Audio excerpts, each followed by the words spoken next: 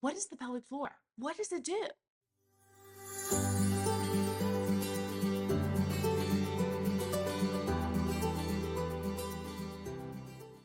In this video, we're going to talk about the 4 very important jobs the pelvic floor is responsible for that most people don't even realize. In fact, most women don't even think about what the pelvic floor is until something goes really wrong. All right, guys, let's dive into these jobs, okay?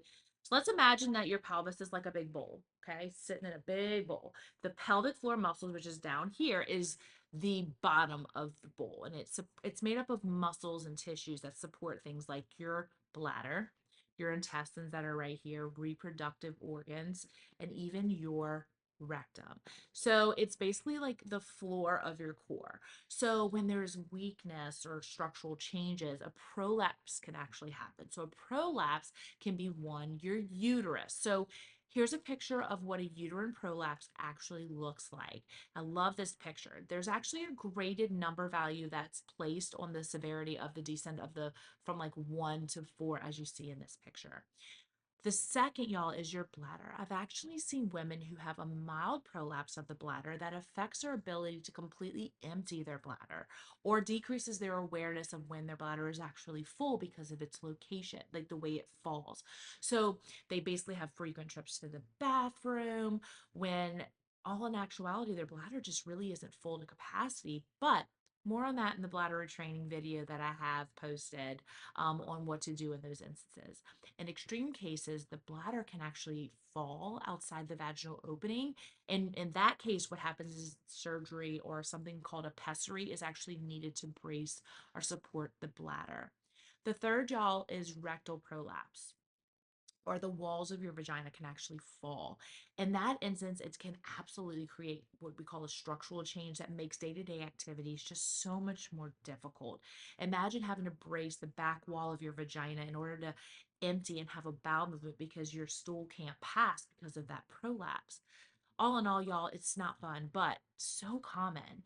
This is where you want to be proactive in getting help to improve your quality of life. So you get in touch with the right doctors and seeing the right therapists to really help improve this. Another job these muscles play a crucial role in is controlling your bladder and bowel. So it makes sure there's no like super embarrassing leaking of urine or fecal matter. So see, the urethra here and the rectum literally passes through the muscles of the pelvic floor. So if there's a weakness or heck, even an overactivity of these muscles, it's easy to see how leaking could easily take place. So let's talk about weakness. Weakness would be your muscle's inability to stop the urine or stop the fecal matter from uncontrollably just flowing. And in the event of an overactivity, meaning the muscles may be too tight, it basically makes it very difficult for the urethra and the rectum because it's constricted. Think about those muscles being tight. This leaking is sometimes, overlooked by normal occurrences of like pregnancy, postpartum, or even aging. But y'all, this should not be accepted as a normal part of your life. Your pelvic floor is not functioning correctly. It can be fixed. We basically address it with bladder and bowel retraining paired with basically manual therapy techniques to address, say, the muscle tightness or whatnot, and exercises basically to strengthen or even relax the muscles to improve that functionality. All right, guys, so another job is it helps to support your spine as well as your pelvis. So, say you have some back or hip pain that just will not go away. Sometimes your pelvic floor could actually be a contributing factor to that. And it can cause pain in the muscles of the pelvic floor. A little bit more on that specifically in a second. But see, your back, your hip, and like all of that attaches here to your pelvis, right? So if there is some sort of muscle imbalance or structural change to the alignment of your pelvis or back, it could cause some serious pain. Not to mention that tightness I was just saying in the pelvic floor. So the example I like to use is a malalignment of the pelvis. So SI pain. So some people have this pain in like one part of their low back right here, and I call it the dimple of their back. So what happens is one of these bones here on the side will be rotated. Let's just say, for example, this one's rotated forward. So think about what might happen to support that change in structure, that malalignment. First, your back's going to probably tighten up, right?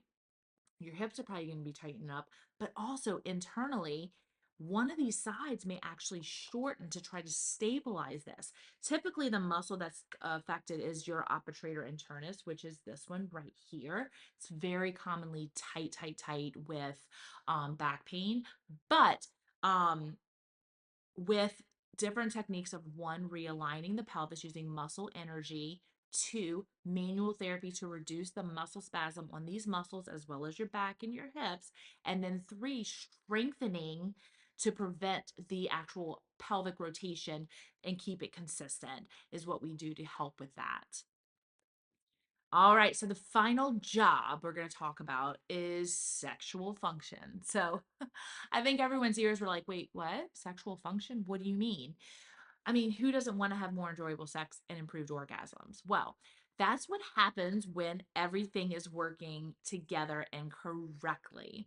So, I actually had a patient once, I think I was treating her for urinary incontinence. So, it's basically like a urinary leaking. Well, while I was treating her and working with her, we were doing some kegels to strengthen to prevent the leaks.